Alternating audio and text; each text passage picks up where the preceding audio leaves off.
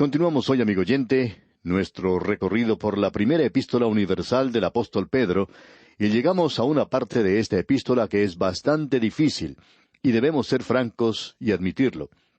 Simón Pedro, el así llamado pescador ignorante, es alguien que nos presenta aquí una gran cantidad de doctrina, y podemos decir una doctrina bastante difícil. Permítanos leer el versículo 2 del capítulo 1. Dice: elegidos según la presciencia de Dios Padre en santificación del Espíritu, para obedecer y ser rociados con la sangre de Jesucristo.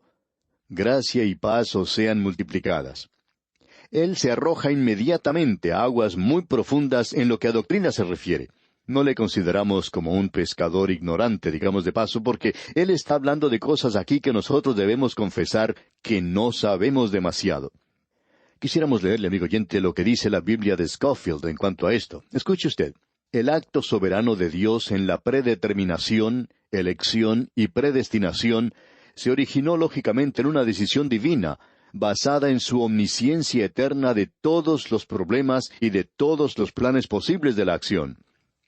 El orden, lógico, no cronológico, es omnisciencia, decisión divina, predeterminación, elección, predestinación y presciencia.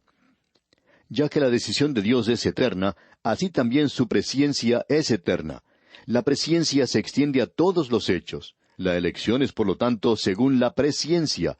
La presciencia es según la elección, indicando que ambas están en un acuerdo perfecto. Hasta aquí lo que dice la Biblia de Scofield. ¿Sabe usted, amigo oyente, lo que eso significa? Bueno, debemos confesar, amigo oyente, y esperamos que usted no divulgue esto, pero debemos confesar que nosotros no sabemos lo que esto significa. Nos revela el hecho de que estamos tratando en realidad aquí con el lado de Dios de este problema. Ahora permítanos leer una declaración un poco más sencilla en cuanto a la elección. Quisiéramos mencionar lo que el doctor Schaeffer tiene que decir en su libro de doctrina. Creemos que nos va a ayudar, y lo dice mucho mejor de lo que podemos decirlo nosotros. Escuche usted. Dice el doctor Schaeffer: habiendo reconocido el derecho soberano de Dios sobre su creación y habiendo asignado a Él el propósito racional en todo su planeamiento, la verdad contenida en la doctrina de elección sigue una frecuencia natural como la función necesaria de alguien que es divino. Ahora eso es algo mucho más fácil de entender para mí. Debemos reconocer que nuestro Dios es un Dios soberano y que este es su universo. Él lo creó. No sabemos por qué Él lo creó. No sabemos por qué lo creó de la manera en que lo hizo. ¿Por qué no nos dio un poco más de tierra para que tuviéramos un poco más de espacio donde estacionar nuestros automóviles? No sabemos por qué lo hizo Él de esta manera, pero así es como Él lo hizo. Y Él sigue ciertas leyes naturales, y nosotros las llamamos naturales, pero son suyas. Y Él las podría haber hecho para que se sometieran a otras leyes, si así lo hubiera querido. Ya que Dios es absolutamente omnisciente, Él conoce todo. Ya que Él es omnipotente, Él tiene todo poder. Y ya que Él es un Dios soberano, creemos que Él puede hacer todo lo que quiere y que es consistente con su carácter. Ahora Él tiene el derecho de planear para el futuro. Aparentemente Él hizo algún planeamiento. Nosotros los llamamos los decretos que Dios tenía en mente al mismo principio, es decir, un plan que Él iba a seguir. Este es en todo su universo. Él lo hizo. Él nunca me preguntó a mí en cuanto a esto. En realidad, Él nunca me preguntó a mí si yo quería nacer o no. Él podía haberme dejado de lado. Él podía haberle dejado a usted de lado, amigo oyente, pero Él no lo hizo. Y gracias a Dios que no hizo eso. Me alegro que Él me llamó y que Él le está llamando a usted. Y luego hubo el decreto para permitir la caída. Creemos que hubo necesidad de mucho planeamiento de parte de Dios cuando Él creó a este agente moral libre llamado hombre, y Él llegaría a caer cuando Dios le dio a Él libertad para elegir, porque así es la humanidad. Un hombre fue creado perfecto, pero la humanidad decidió y eligió desobedecer a Dios. Bien, Dios ha hecho arreglos para esto. Hubo un decreto para elegir algunos para la salvación. Dios no lo consideró una pérdida total. Y la cruz de Cristo, amigo oyente, no es una ambulancia enviada a un accidente. Dios tuvo todo eso planeado, todo ya preparado, y luego Él hizo un decreto por medio del cual proveía un Salvador. Él envió un Salvador al mundo, por cierto que hizo eso. Y Él hizo un decreto que Él iba a salvar a todos aquellos que fueran a Él, los elegidos. Usted puede llamarles lo que quiera llamarles. pero el hecho de que Él les ha elegido hace de ellos los electos. Ahora alguien quizá diga, bueno, Él no eligió a los otros. Amigo oyente, no encontramos eso en ninguna parte. Lo que sí podemos ver es lo que el Señor Jesucristo dijo. Todo lo que el Padre me da, vendrá a mí, y el que a mí viene, no le echo fuera. Usted tiene que ir a Él, amigo oyente. Él presenta una invitación. Venid a mí, dice. Y esa es una invitación legítima. Él dice, todo aquel que quiera. Por tanto, tiene que haber una respuesta, una reacción. Y esa reacción es su responsabilidad, amigo oyente, y es mi responsabilidad. Ahora Pedro está hablando aquí de algo muy profundo.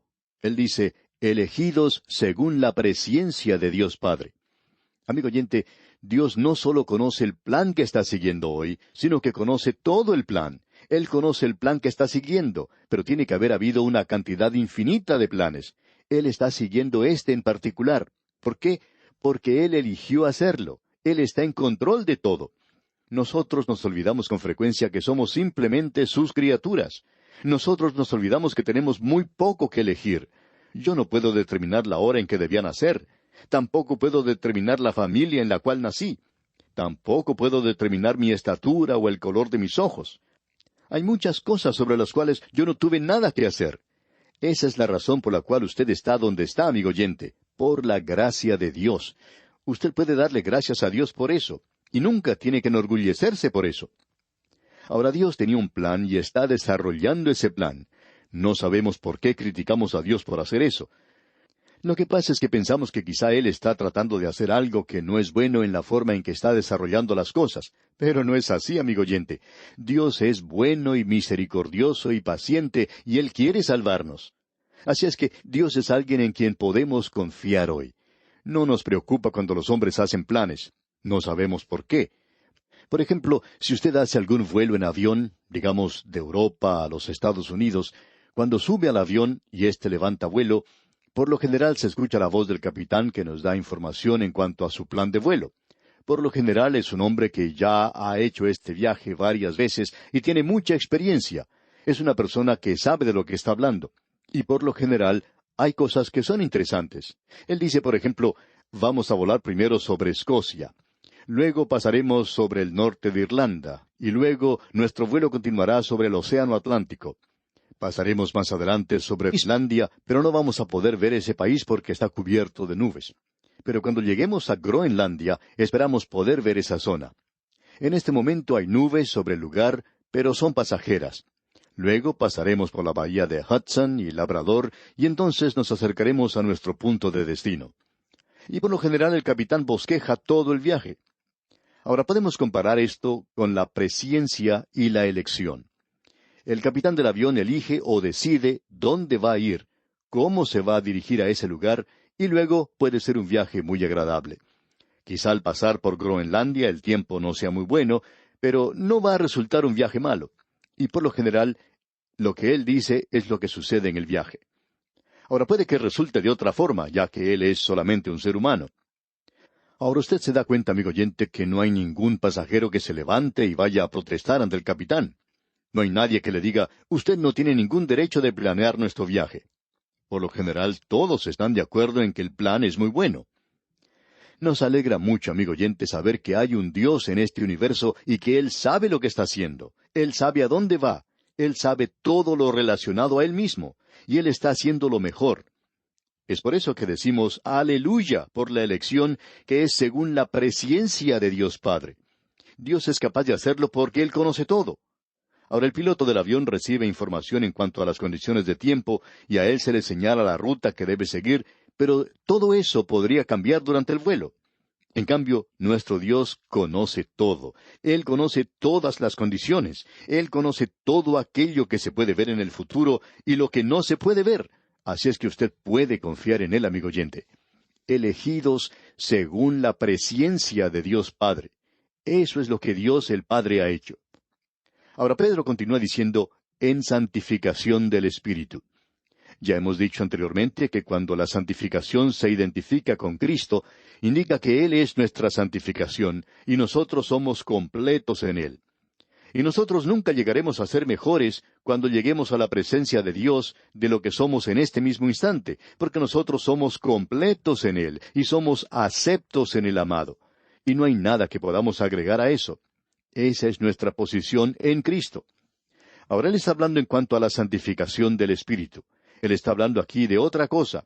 Él está hablando en cuanto al Espíritu en el mundo, quien no solo nos convierte y es responsable por nuestro nuevo nacimiento, sino que también comienza a obrar en muchas vidas y corazones para llevarnos a un lugar de madurez, donde lleguemos a ser creyentes completos y maduros. Desafortunadamente hay muchos creyentes que han sido creyentes por 50 años y que van a ir al cielo como bebés en Cristo. Y creemos que va a ser algo embarazoso el ir allá como un bebé.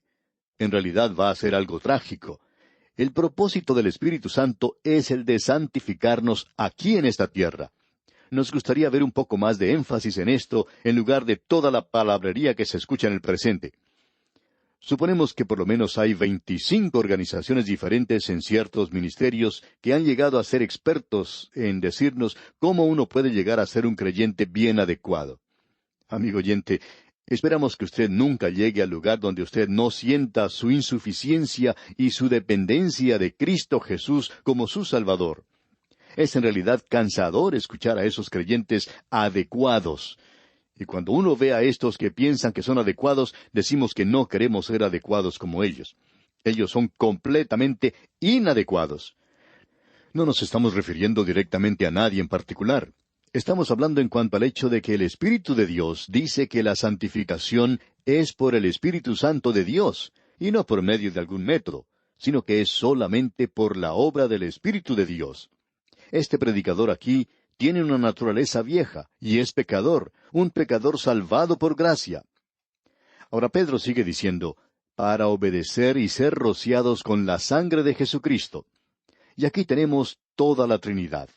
Elegidos según la presciencia de Dios el Padre. Fue algo planeado. Vimos esto allá en la carta a los Efesios.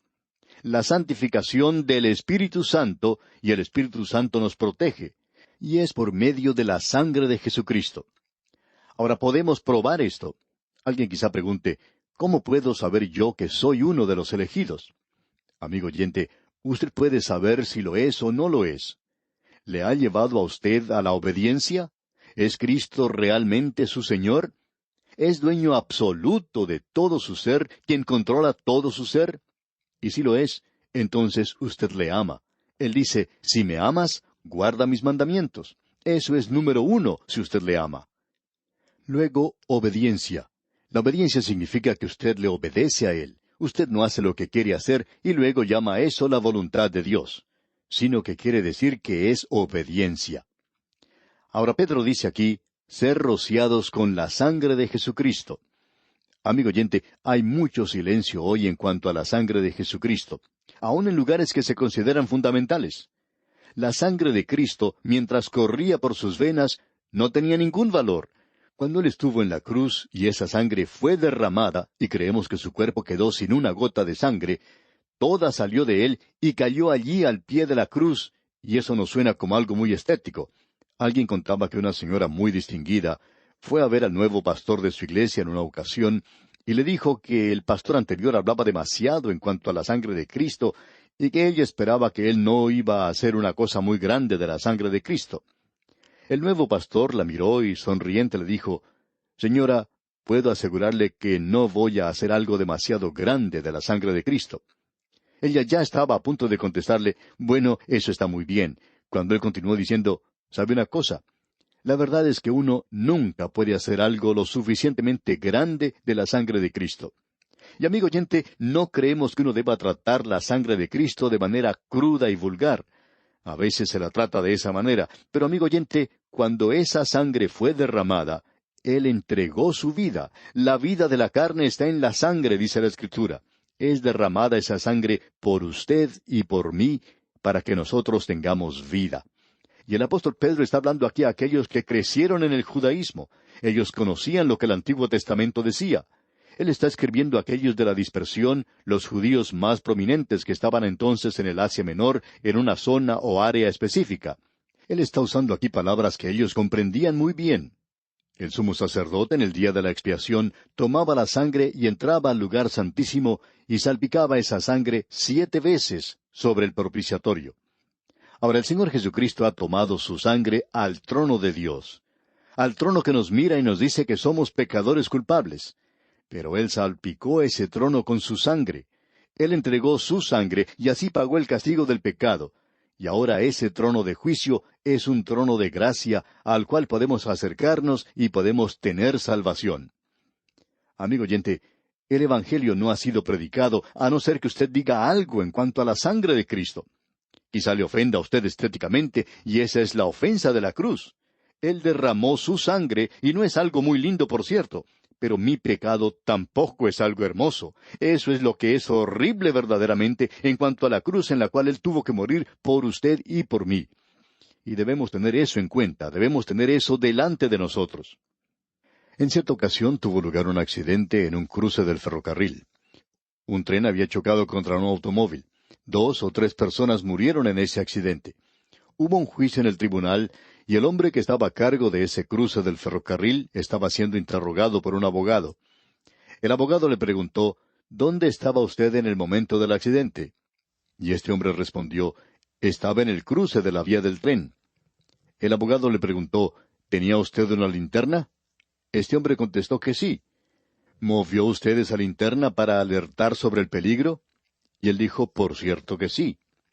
Y luego el abogado dijo que no tenía más preguntas para él. Cuando este hombre salió del tribunal, alguien le escuchó susurrar para sí mismo, menos mal que no me preguntaron si había luz en la linterna, porque la luz se había apagado.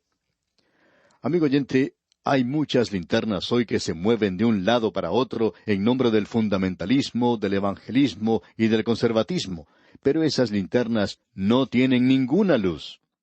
Es la sangre de Cristo, como dice Pedro aquí, rociados con la sangre de Jesucristo. Ahora él llega a unas palabras claves. Dice, gracia y paz os sean multiplicadas. A causa de la obra de la Trinidad, Dios pensó en usted. Cristo murió, y el Espíritu viene a morar en usted para hacer de usted una mejor persona.